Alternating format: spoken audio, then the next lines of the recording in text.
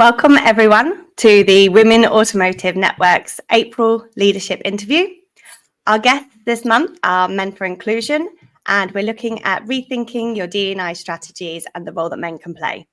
As a quick introduction, I'm Stephanie May from the Women Automotive Network, and I'll let Mark and Gary introduce themselves and Men for Inclusion shortly.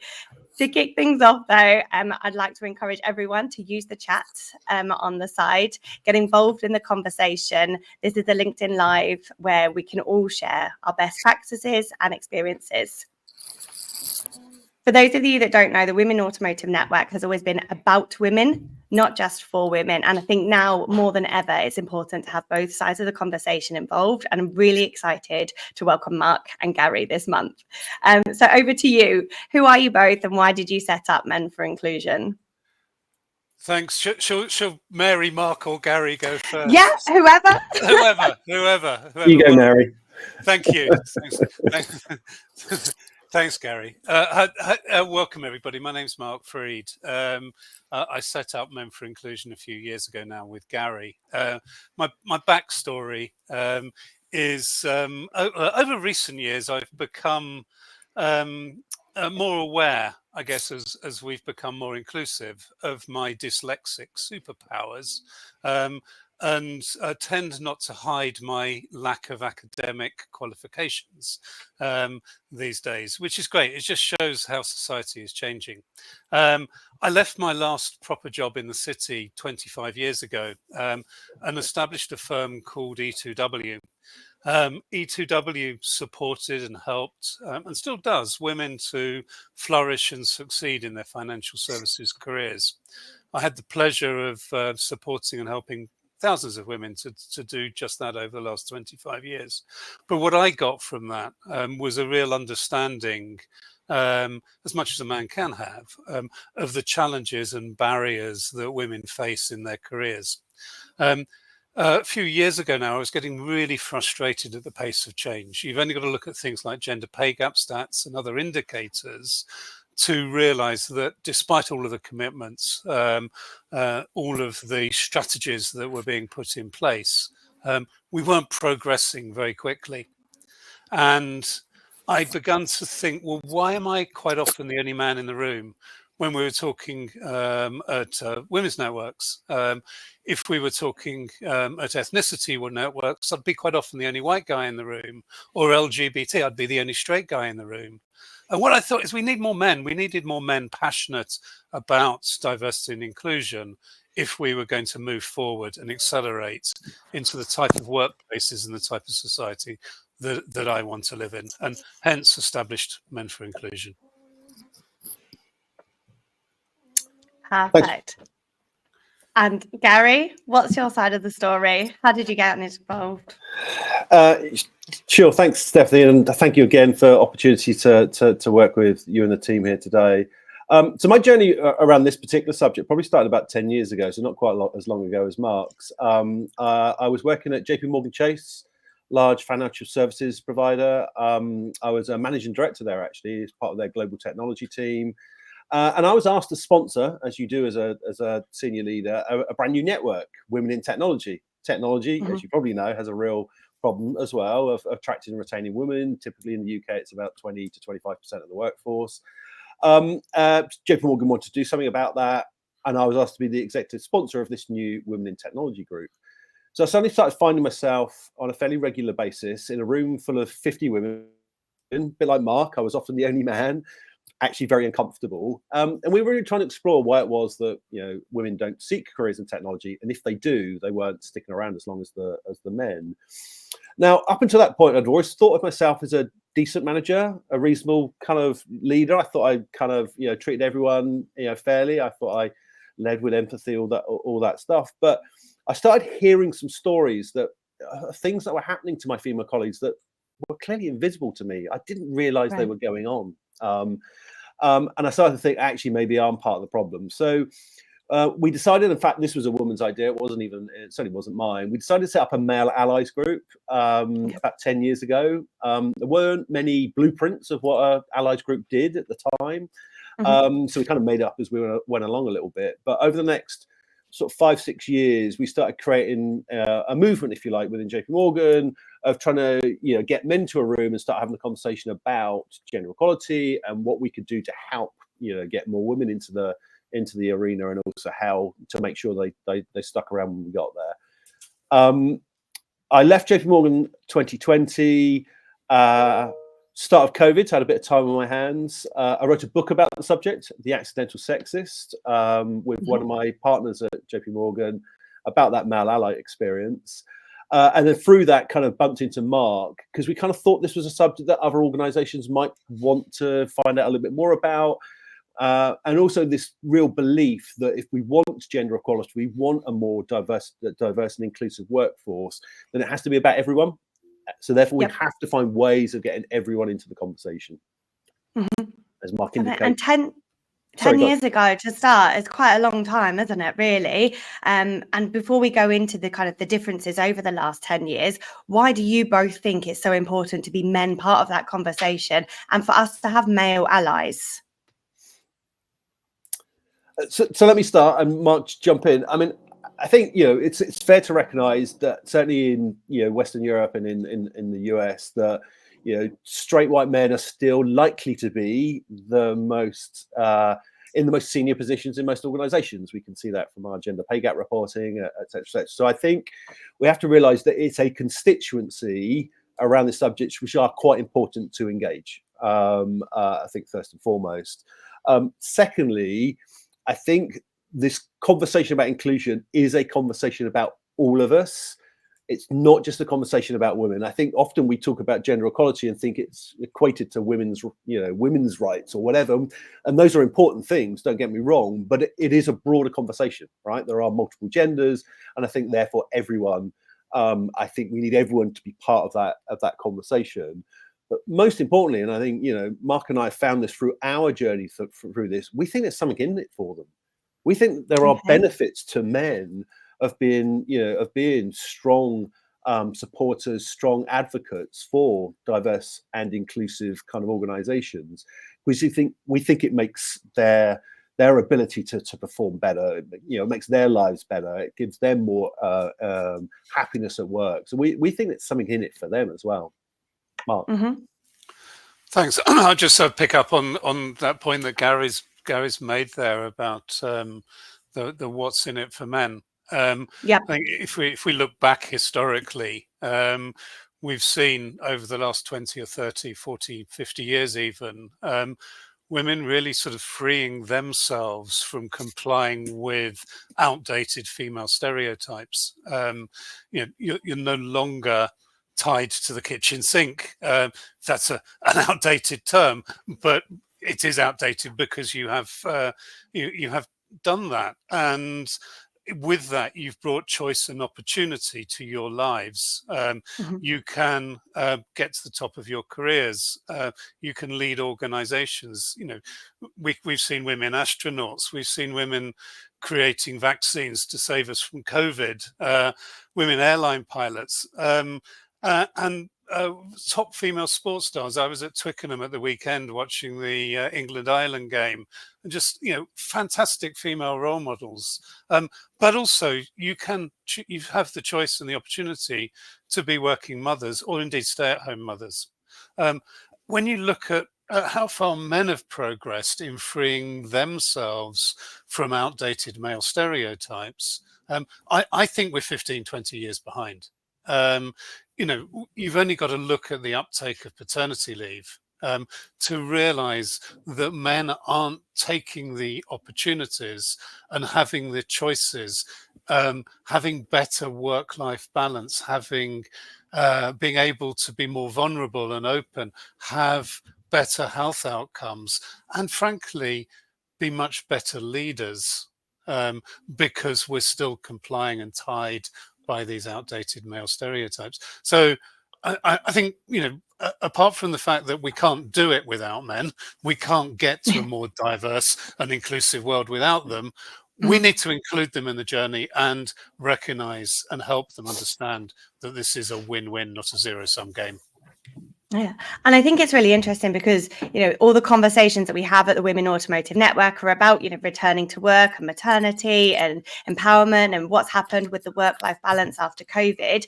And now we need to kind of look, like you've just said, that yes, we've improved to a certain extent, but what's happening with the males in society, they only have 2 weeks paternity leave. And even then, it's completely different. I think Salima's putting in the chat here, what's the difference between Europe and North America? Maternity and paternity leave globally, it's just completely different. So really interesting to think how women have actually freed themselves more than men in the last 50 years. Yeah, and it's interesting when Gary and I are doing our working with leaders in industry, and we start having these safe space conversations with them. How many men talk really positively about the opportunity of working from home that COVID gave them, and how that opened their eyes to a new world? Now, quite often when we think about lockdown and we hear, and I've got total empathy for those stories of women who were homeschooling, managing a job, managing the house, etc., etc. Total empathy for that. But men had a lot of men had the most amazing opportunity to be in the heart of the family during that time, and they don't want to give that up. But we very rarely talk about it. It very rarely makes the news. We very rarely have conversations about it. And we see quite a lot these days is the um, uh, people trying to stop the rush back to the office. Um, and it's always just, and the arguments are quite often just about women and working mothers. Actually, we should make it about all of us. Yeah, definitely. I think one good thing maybe came out of COVID, that whole working from home and the work-life balance. But as a new mum myself in those times, it's a completely different cultural, societal question that needs reevaluating. That until I think you become a parent, you don't really realize how much of a struggle or how much of a balance it really is to return to work and look after children. So how can we engage men in conversations? Obviously, we've got a LinkedIn Live now. We're talking about rethinking D&I. We're talking about 10 years ago at JP Morgan that you set up a male ally internal network. And obviously here at the network, we always try to get male speakers and we have our Male Champion Award. But how can we really engage, though, in the conversation? And, why should we? So Stephanie, I think one of the things we have to start with is make it clear that this is not a conversation that needs to start with any sort of blame or any guilt, right? I think we're all the victims, if that's the right word, of the way in which we think in very genderized ways. It's we can't help it, right? We're brought up that way. It continues to be kind of particularly for sort of in social situations, people think in very gendered way. So I think it's that's a starting point. We can't start from that. And I think one of the places where perhaps we've gone a little bit wrong with our D&I strategies in the past is when we've kind of sort of started with this idea of sort of like bringing men into a room and sort of telling them that they're biased, or telling them that they're privileged, or telling them that they're aggressive, albeit in a micro way. Also, so giving them a series of really not very positive messages, if you like. So I think the first and foremost, if we're kind of going to get people into the room, I think the first thing you have to do is try and listen to them, actually ask them what they think, right? And actually that was our approach a little bit at JP Morgan. It was to get men in the room and not to say them were bad. It was certainly to say, look, there's some bad things happening, but try and engage them in like, what should we be doing about it? Let's hear from you. Let's hear, let's hear your thoughts on this. We have all got, I would hope, experiences of working in, diverse kind of situations. Certainly for men, I'm sure most men have a mother, a wife, a daughter, a sister, or whatever. So some, female person they can relate to.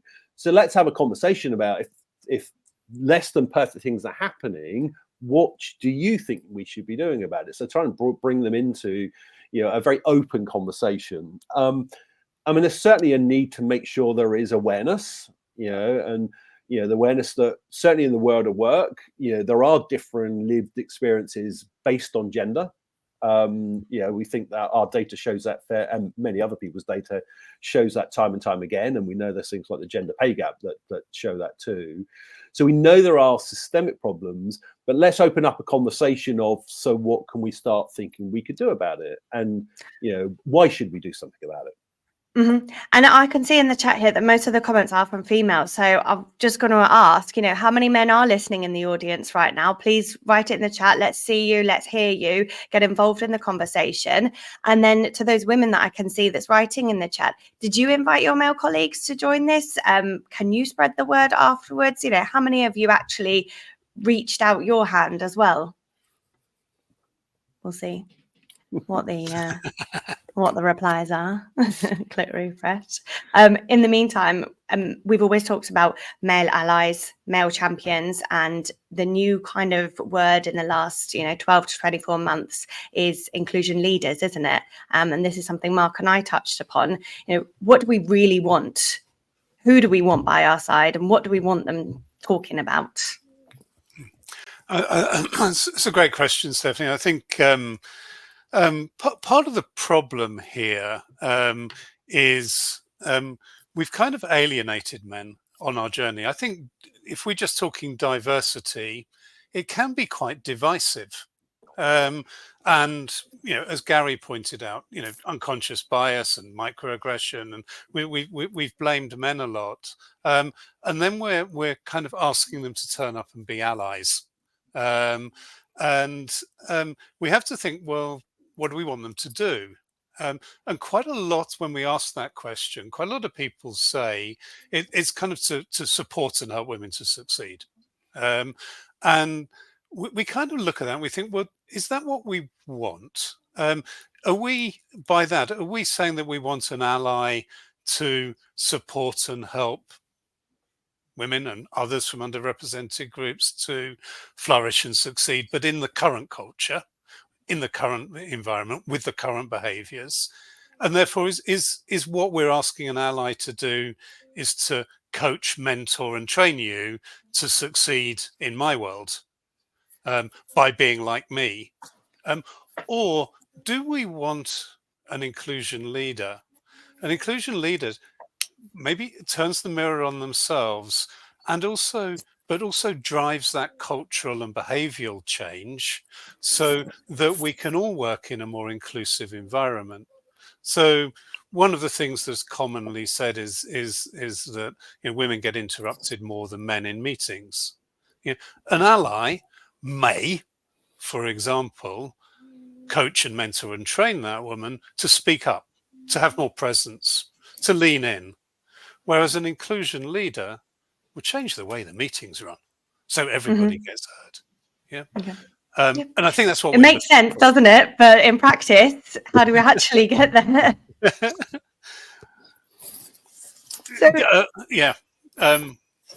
That's where we come in, and this isn't an opportunity to do a sales pitch, but I think it is changing that culture, changing those mindsets, and engaging men and leaders, not just men, leaders in becoming more inclusive. I want to ask, one of the points in the descriptions about this LinkedIn Live was the traditional approach versus the EDUs and the new models. Do you guys want to talk about kind of your real experiences, some of the companies that you've already worked with, and what is working, and what's the difference? How can we move from traditional to new models? I think let's talk about the old models first of all, and what people have traditionally done, and then Gary maybe can come on and talk about what EDUs and what we do. I think when I look at firms' diversity statements and diversity strategies on their websites and on their gender pay gap reports, etc., the focus is normally on, and if I could sum it up, fixing the women and blaming the men. Yeah. So they'll talk about more recruitment. Yeah. They'll talk about leadership training courses. They'll talk about unconscious bias training. This all essentially either is supposed to fix representation and doesn't, or helps people to succeed in the current cultures. And we're not getting very far by doing that. And in fact, recent research has shown that almost 60% of UK men think that DE&I has gone too far.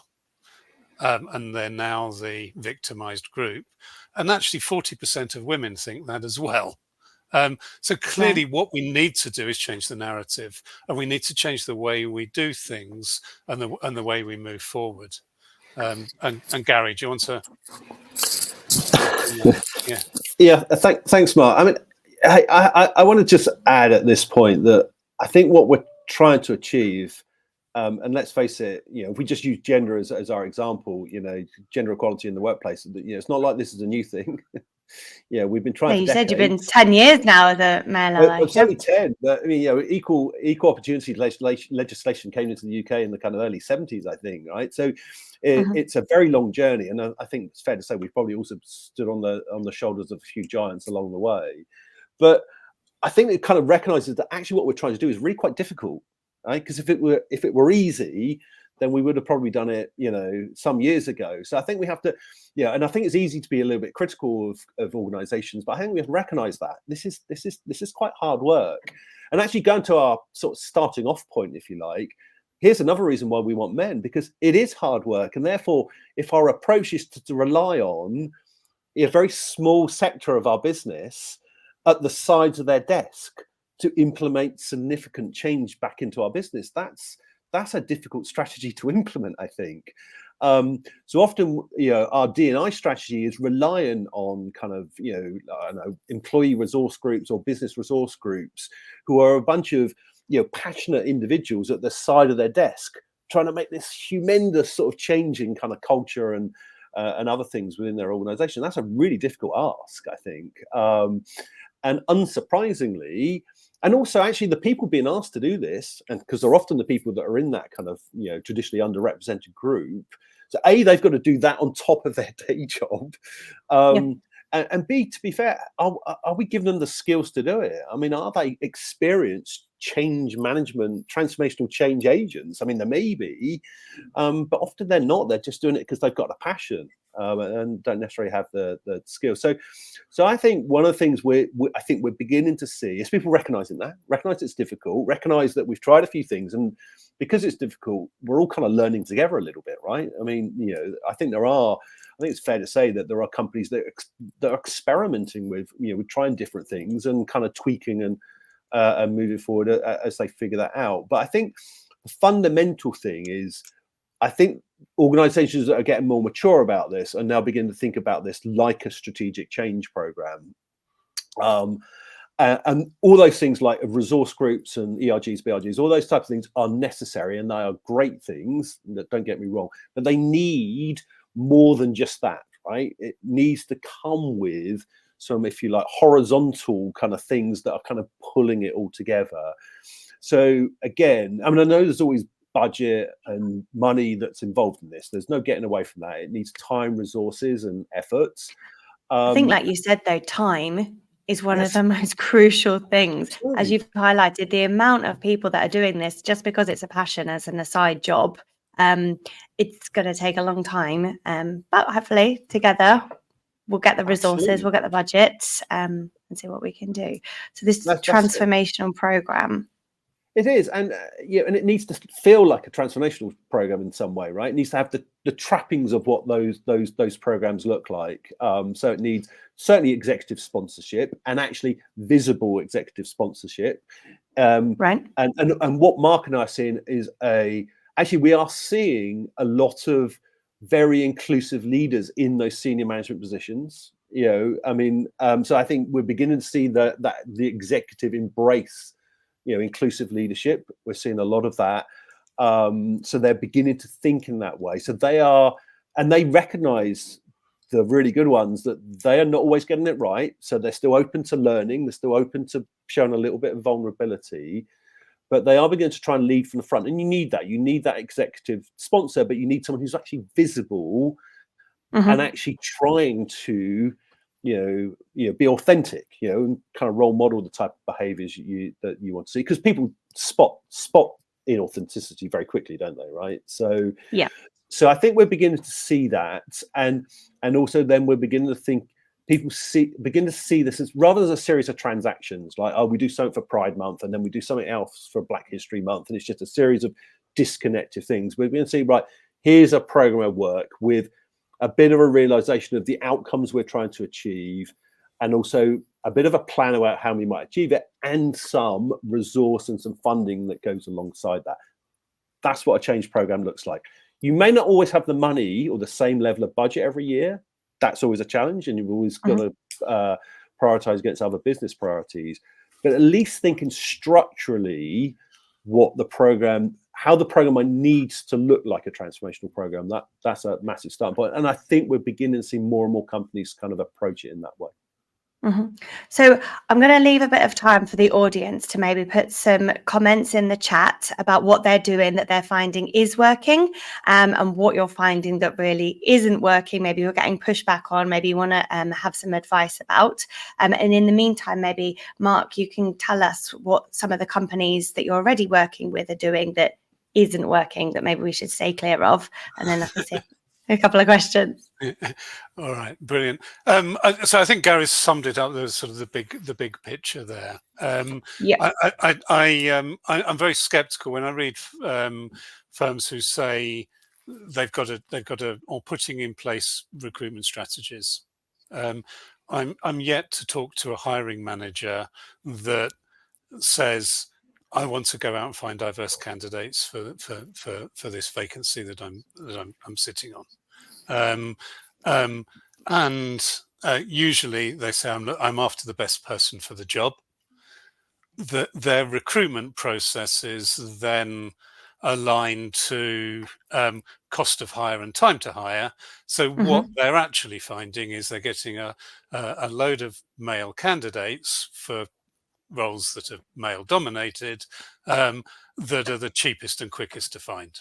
And you can tinker with that, but unless you put budget, time and money and effort into going out and finding female candidates, and you've got a hiring manager that really wants a diverse candidate, then they're all going to fail quite naturally. I think there are other things that we see that we're quite skeptical about. Gary just talked then about sort of ERGs that are just, or diversity inclusion initiatives that are just putting on one event after another, after another, after another, and expecting things to change as a result of that. Ticking the box, right? Ticking the box. Like you said, each month, what's the focus? Yeah. And quite often leadership giving those ERGs responsibility for DE&I. They're thinking it's all going to be fixed by those people who quite often, more often than not, are doing it off the side of their desk. With no authority, no strategy to rewrite HR policies and procedures and things. But the biggest thing I think that I see is the overemphasis on diversity rather than inclusion. Unless we get the culture, behaviors and values right, we can have as many women join the industry as we want, but they won't stay, they won't progress, and we won't get the benefits of a diverse workforce. So and very few firms look as if they are spending any kind of money, budget, or on anything really to do with inclusivity and changing those cultures. And if they do, they actually naturally draw men into the conversation, because inclusivity is good for us all. And inclusivity is something we can exercise every day of our lives, every second of our lives. It's a muscle. Whereas diversity, we only get the opportunity to hire irregularly.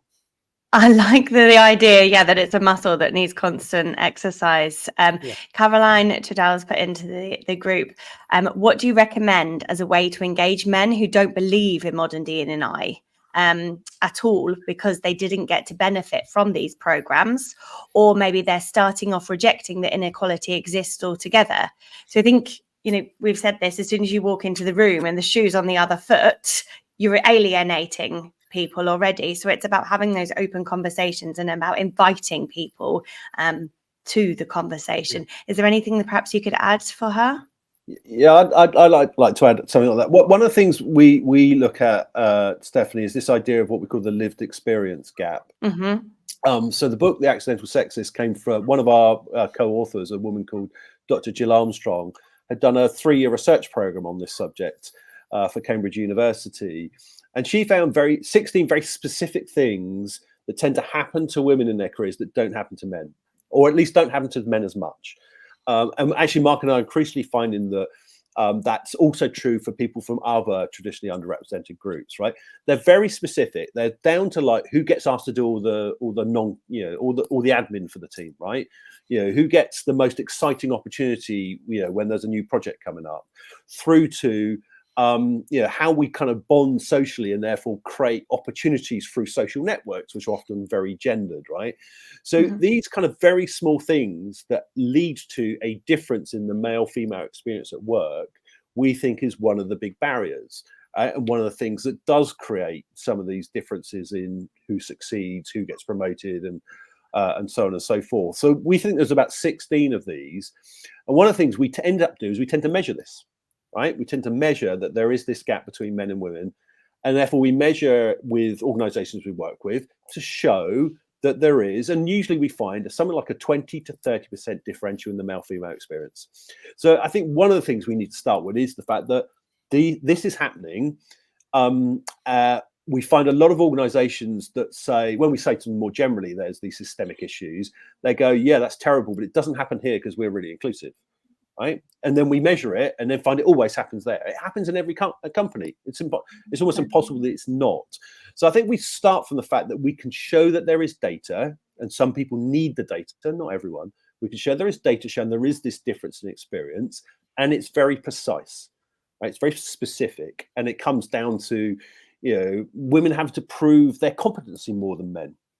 That's shown over and over again. So of course you can imagine how that impacts objective conversations, performance management conversations, promotion conversations.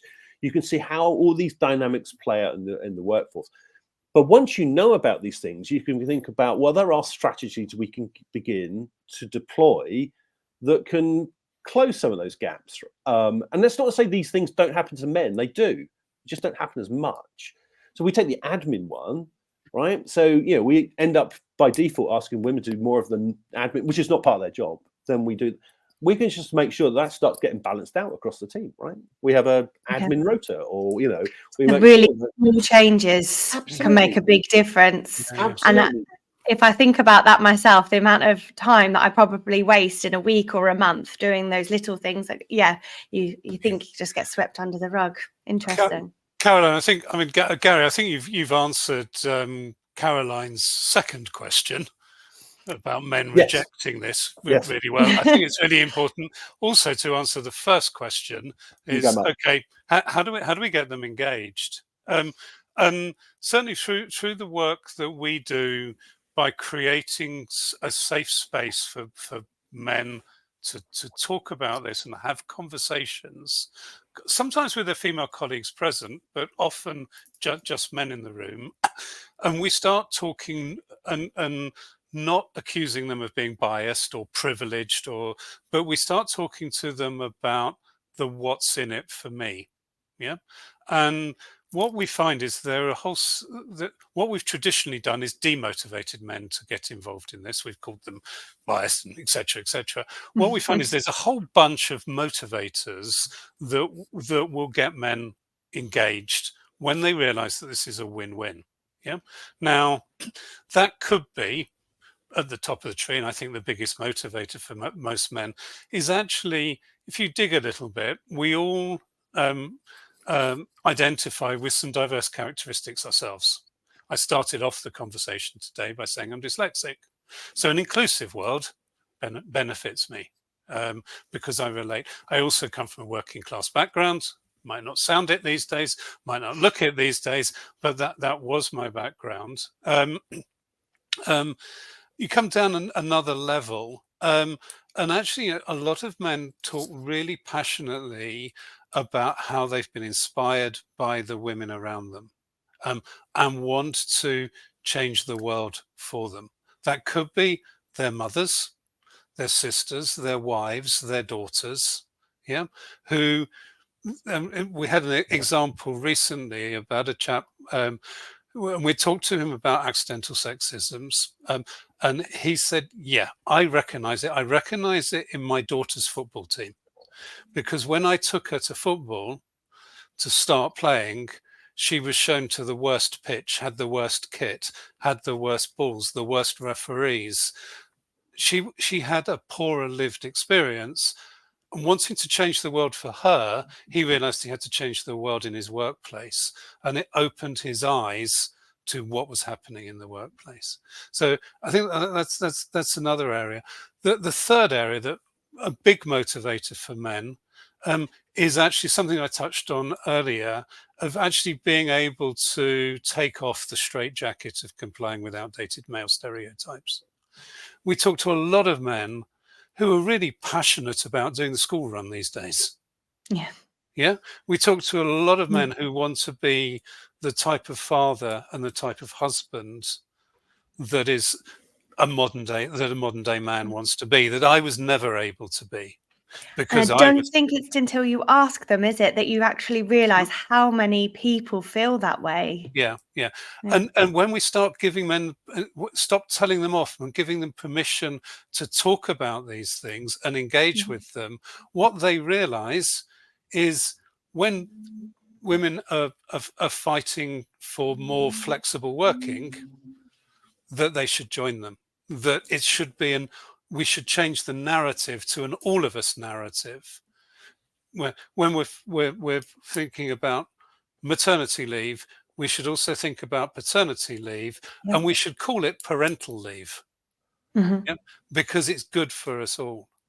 The other really important thing I think that we need, and again, Gary talked about this earlier, is actually role models. Yeah, because we've celebrated the amazing achievements that a lot of women have done. I can remember, it was only probably 15, 20 years ago that I was stopped in my tracks because I saw a woman driving a bus. How ridiculous does that sound these days?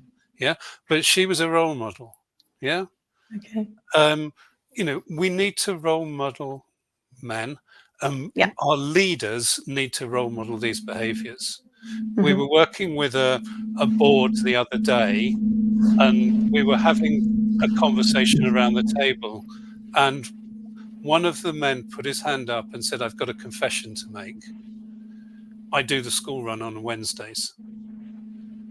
Why should that be a confession? And why didn't he feel the freedom to be able to stand up and share that, not just with his leadership, his colleagues, but with the rest of the organization?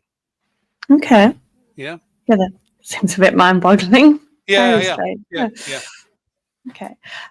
Gents, I'm very conscious of the time. So I know that I've had kind of three main takeaways: the visibility of male allies, the thinking process behind this not being, a monthly tick off, that it being a long-term transformational progress. The third being about recruitment, definitely not, quotas and ratios, but really looking into the recruitment process in general. I want to ask you, though, what are the takeaways that you would like to give the audience, the female audience to start with, and then potentially the male audience? So, both of you, what are the takeaways for the women in the audience today? Well, actually, I think I started thinking about this question, Stephanie, and I came to the conclusion that actually I wasn't going to separate between men and women. Okay. I think the takeaway probably where we should have begun at the beginning, isn't it? Maybe, yeah. I mean, and actually, it was worth saying that for the whole conversation, really, right? We are making some massive generalizations, so we do recognise we're doing that too, as well. But I think the key thing for me is that how we can begin to make this an all of us conversation, not a women's conversation or even just a men's conversation. I mean, Mark and I do recognise that part of this journey is about creating that. There is a need for a safe space for men, as has been for a safe space for women. So I do think those things are important, but the more we can make this an all of us conversation, the better, right? That we deliberately make it something that enables everyone to be included, I think is really quite important. And then the second thing is to recognize that what we're asking of people is actually not a simple thing. I think it's actually quite a challenge. It's quite a hard thing. Back to my earlier point, if it was easy, we would have done it decades ago. So I think we need to realize that, and therefore realize that we are all learning on this subject, and we're all learning. The more we can learn together, the better, I think. But in our experience, and mine and Mark's experience, and this is key takeaway, we have seen change happen at a very individual level. We have seen people who perhaps weren't the most inclusive of colleagues actually begin to change their behaviors, and a lot of it is lots of very small, and I think you were kind of suggesting this, lots of small incremental change through to, am I running this meeting in the right way? Am I running this meeting inclusively that allows everyone to contribute? When we look at who does what within our team, are we being fair around that? Are we making sure that not everyone, it's not the same person that's having to do all of the hideous admin that no one likes doing, right? Are we making sure that everyone from time to time, within reason, gets opportunity to stretch themselves, to do something new, to get that exciting project? Even through to, are we creating the right social environment that doesn't largely benefit just one team, right? Are we always, is our social event, going to the pub on a Friday night, which we know that will deliberately exclude some people because they can't do that for whatever reason. So are we varying social events, or indeed, are we making sure that our social time is evenly spread across all of our colleagues, not just the ones that look like us, that sound like us, that we have a natural, more likelihood of affinity to? So I think this is the key takeaway for me, is that we can all change. It is up to all of us, and we can all do lots of very small things that will add up to a massive difference. That's fantastic. Thank you. How about you, Mark? Follow that, Mark. Follow that. Sorry, Sorry, Yeah. that's all right. That's all right, Gary. So I agree. Just covered everything. Is there anything left for us to say? I think there's a few. There's a few things. Yeah. So I do think we need to engage. The conversation needs to be an all of us conversation that includes engaging positively with men who've typically been excluded from the conversation, or excluded themselves from the conversation.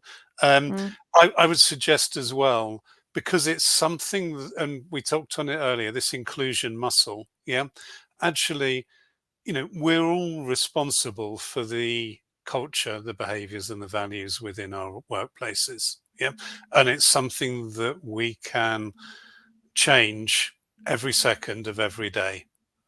Diversity is quite often in somebody else's hands.